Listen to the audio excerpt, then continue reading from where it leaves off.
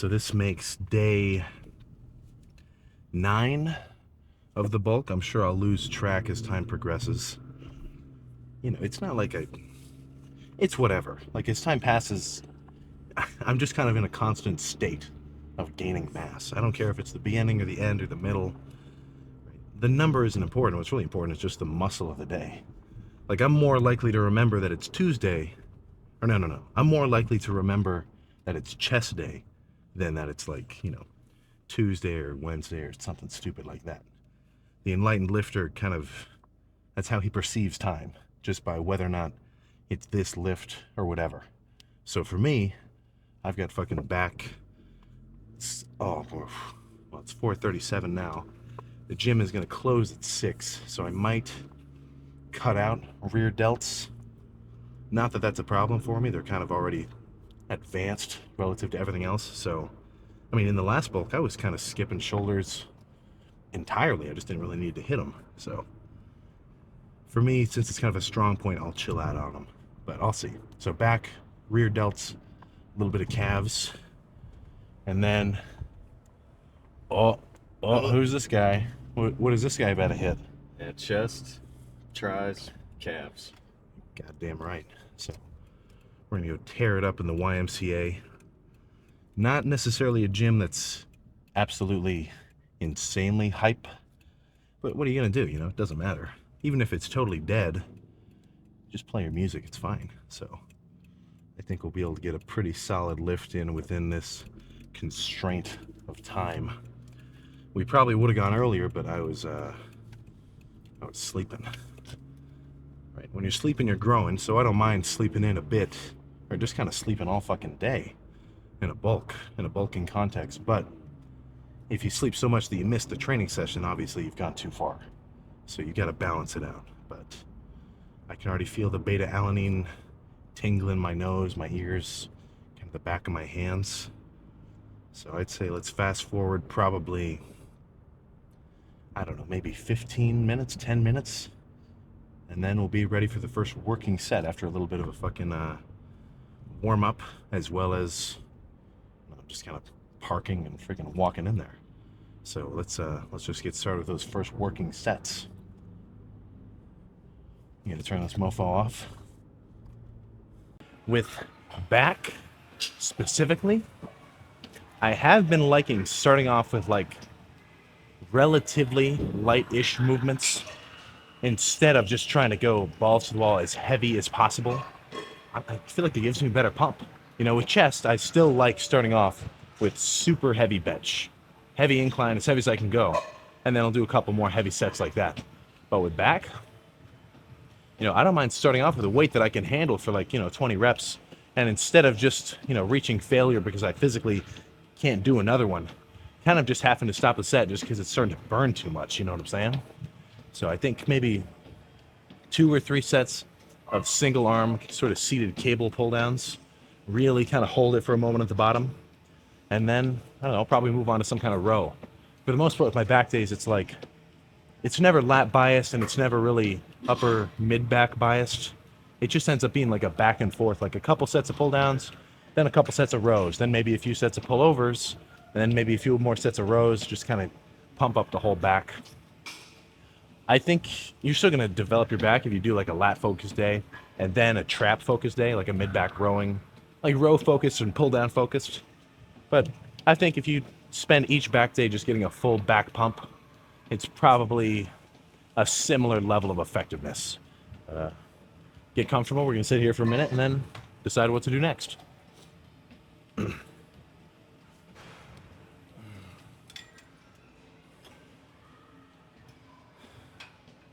I'll start with the left lat because it's a little smaller.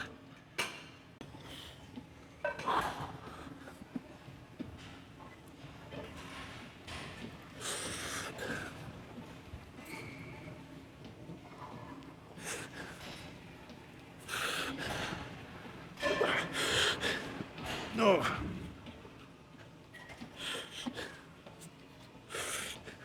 No.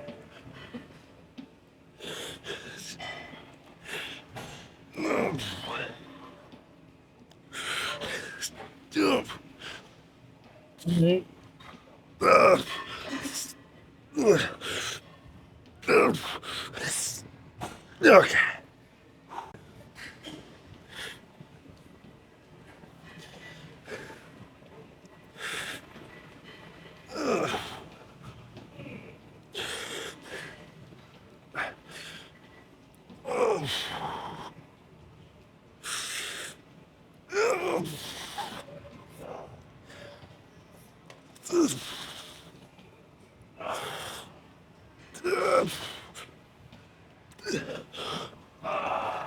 Okay.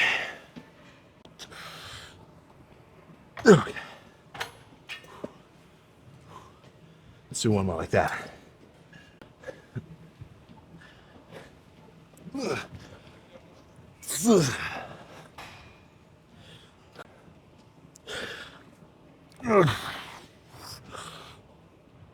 Okay. Oh. So, there's definitely a fucking gradient in the way that those reps looked.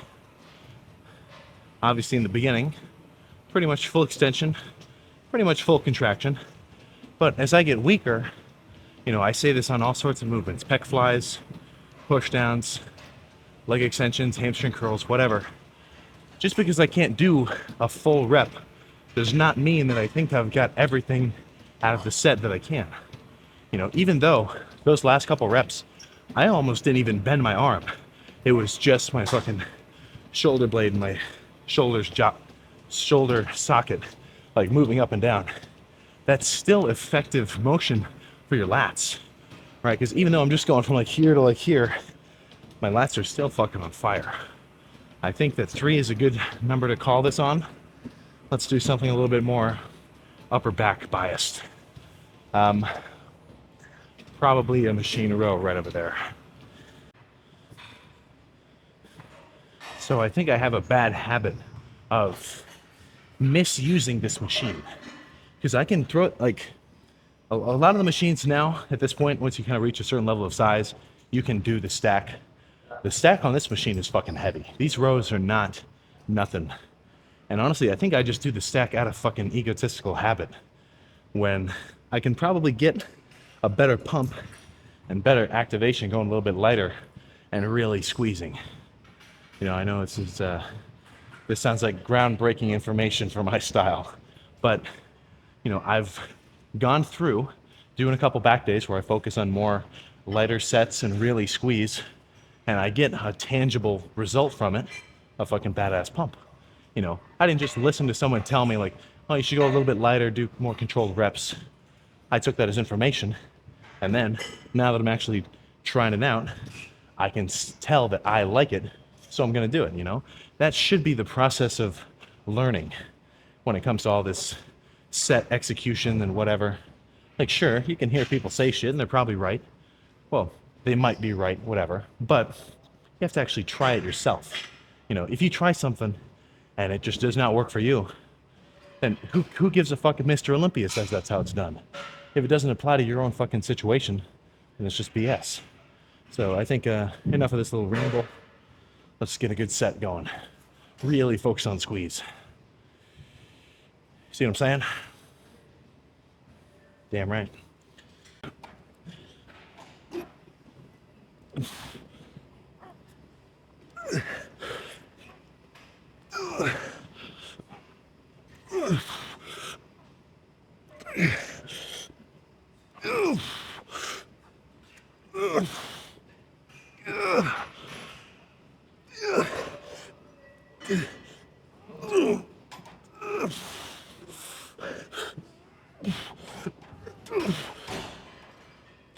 Okay. Oh. Yeah. One more, at least.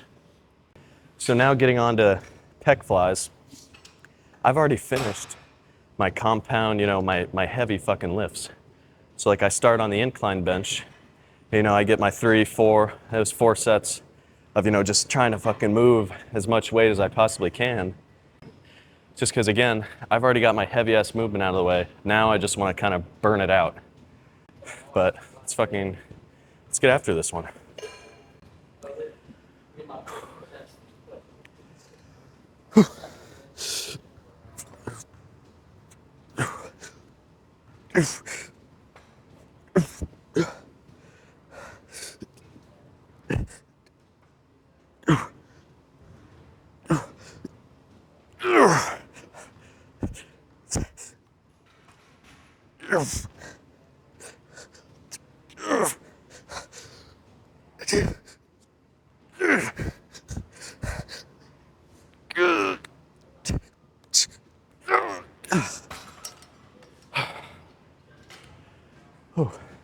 That was fucking badass.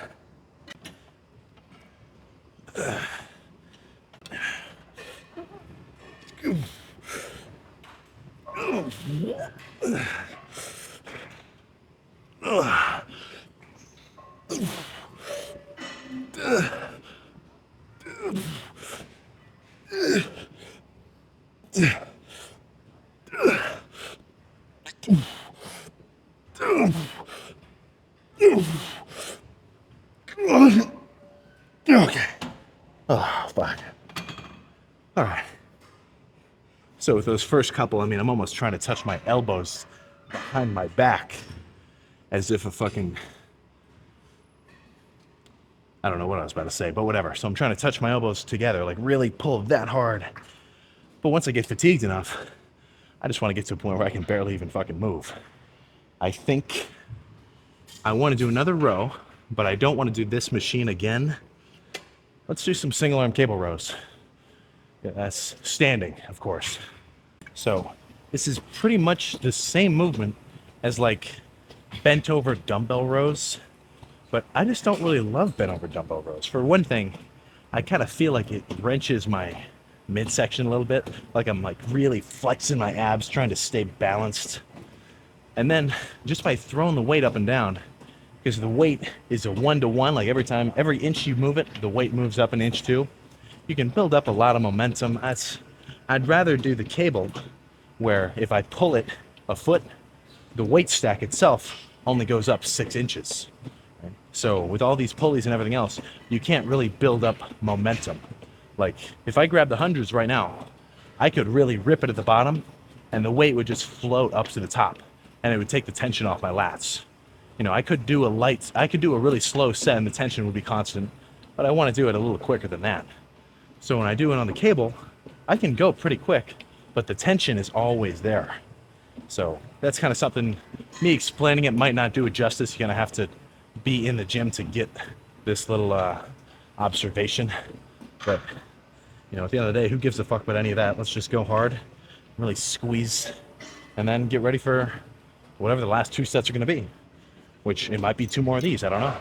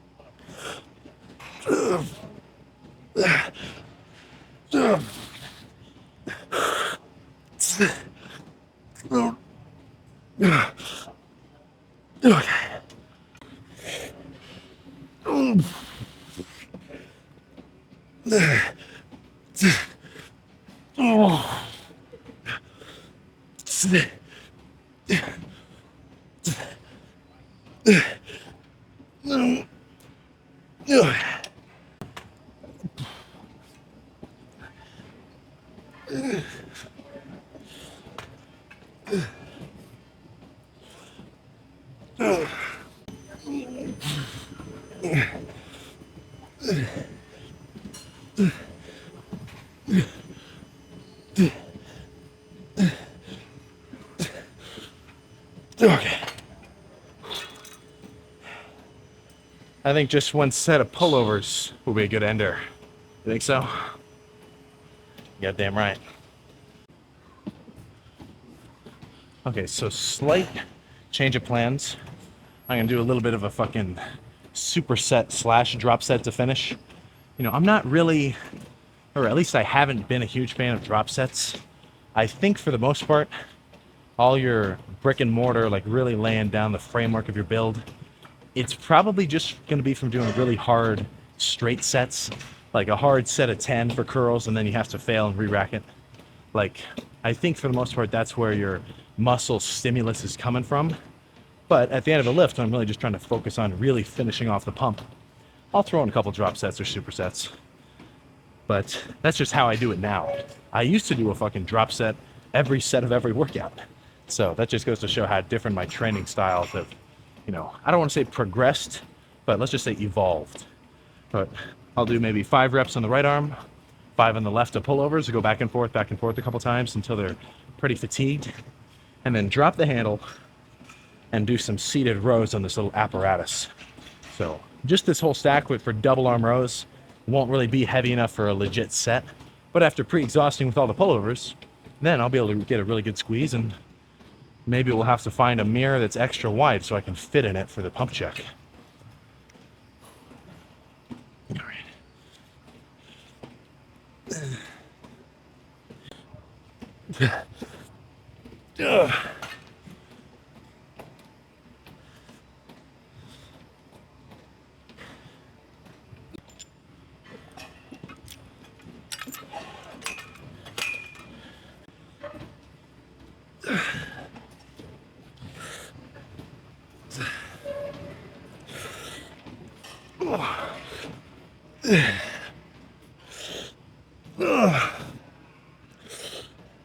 Okay. All right. That's enough of that. Let's go pose down. All right. I did not bring a little fucking tank or anything because all my laundry is fucking dirty. I'm crazy enough to wear the same pair of pants for training the next day as I did yesterday.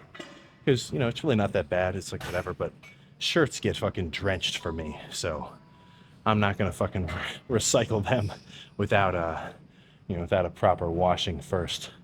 But let's see what we're looking like through the fucking hoodie. And then we can check out a full-on back shot. Oh. Feels pretty fucking wide. Let me turn this little fancy monitor so I can actually see what I'm doing. Yeah. I can't believe I didn't know about this lighting spot before kind of recently. I've been missing out. Okay. Now this is going to be a bitch to put back on, but whatever. It's not like getting sweaty and like drenching whatever shirt you're wearing is a sign that you had a really good workout. Because it could just be fucking hot in here. I mean, I feel like now that I'm a little bit bigger than I was before, for me, if I'm just in a room that's a little bit uncomfortably hot, I'll just be fucking pouring out sweat. So I could just be sweaty, just standing still. It's not really a sign that I did a lot of shit in the lift, but it doesn't hurt. It does feel kind of cool to rip off a fucking sweaty tank or a sweaty hoodie or whatever. But let's see how we're looking. Ooh. Yeah, let's see what this is looking like.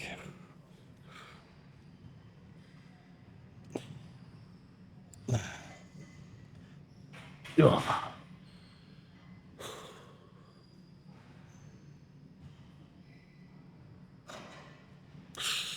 Ooh. So I'm pretty sure my left lat is a touch behind the right one. Not like brutally so, not like it's a imbalance that seriously jumps out at you, but like when I do okay, I guess you can't really tell there, but they're both pretty balanced in that shot. But yeah, my left one's a little bit behind, so that's why when I was doing those rows, I start off with the left arm. I get so and so amount of reps, and then match it on the right. So if my left arm can only get 20, but my right side, well, my left side, and my right side could get 25, I'm still going to call the right one at 20, so the left one gets a touch more work, and it'll be able to kind of catch up to the bigger one. And the same kind of logic applies to, any one-sided movement, be it like tricep pushdowns, curls, or leg extensions, whatever. If you're doing single-sided stuff, and you kind of, you have a bit of an imbalance, then just start with the weak side, hit failure, and match the reps on the stronger side. I think doing extra sets for the weak side, like let's say my right bicep was considerably smaller. My right was considerably smaller than the left. I don't think it's in your best interest to do like an extra 5 sets of curls on the right and maybe do like 2 sets left on the left, 2 sets less on the left, because then I think it's just a weird imbalance of work. I don't know. I'm not into it.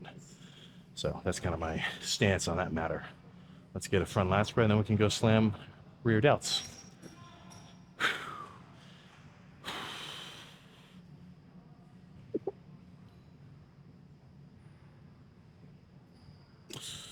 Oh, I guess I didn't really do a front double by.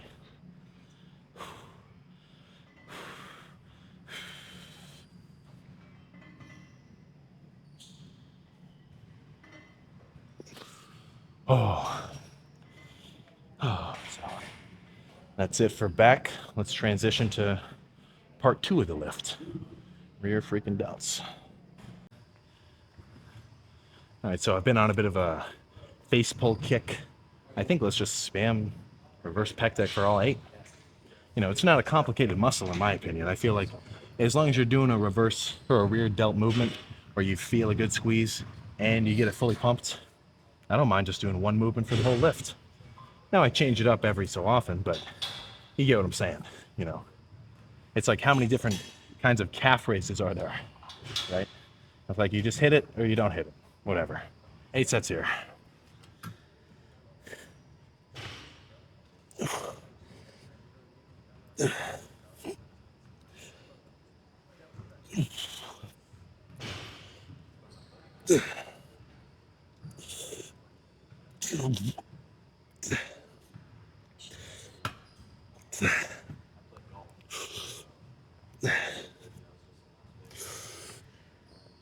Okay. Oh.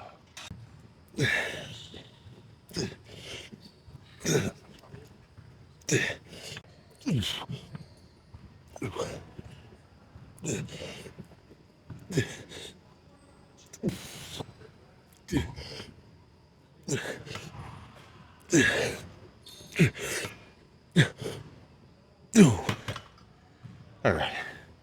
You know, they're getting ready to close. I'll just bust out the next 5 solo and we can get in the car. Nothing too crazy about a rear delt pump check anyway. So let's just cut to whatever our fucking closing thoughts are. All right, lift over. Little bro in the car. What was your pump like? Can we do a little? How about just lean in? It doesn't really want to change angle. Pump. Badass. Was it? We, you know, the incline bench was good, and then really just burned out the flies, which you guys saw. Exactly. Quite a few of those, and triceps good as usual. That was it. As it should be, fully pumped.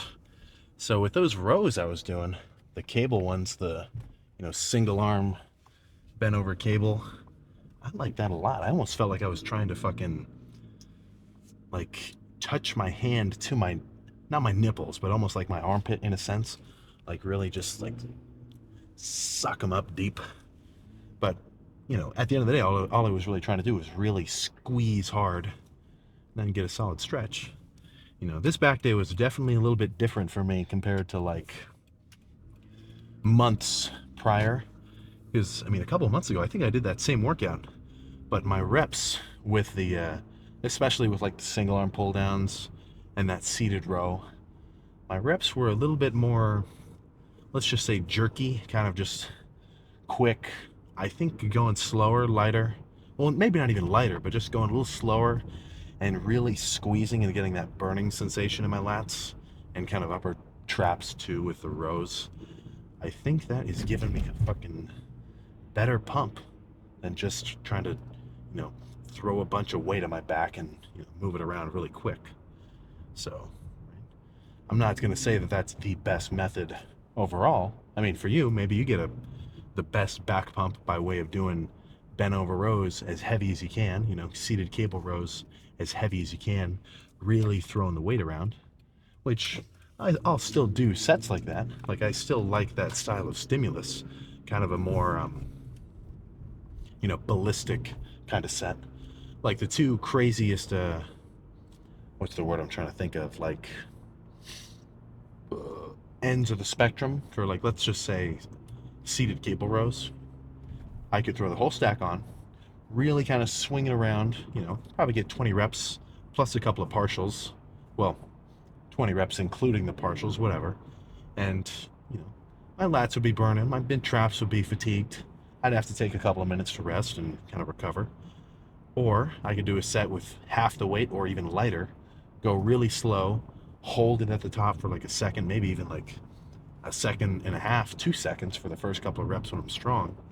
And then real slow, maybe only get like 10 or 15 reps before I can't even move. So whether you're really throwing around a ton of weight or you're going a little bit lighter and actually, really doing the reps with intent and really squeezing them, I think as long as you do a hard set and you really know that you pushed yourself, then you're going to get some shit out of it. You're actually going to stimulate the muscle. Like whether or not you try to do a ton of weight or lighter weight, if you leave like 5 or 10 reps in the tank and you just do fluff work, you're not going to grow like that. It just doesn't.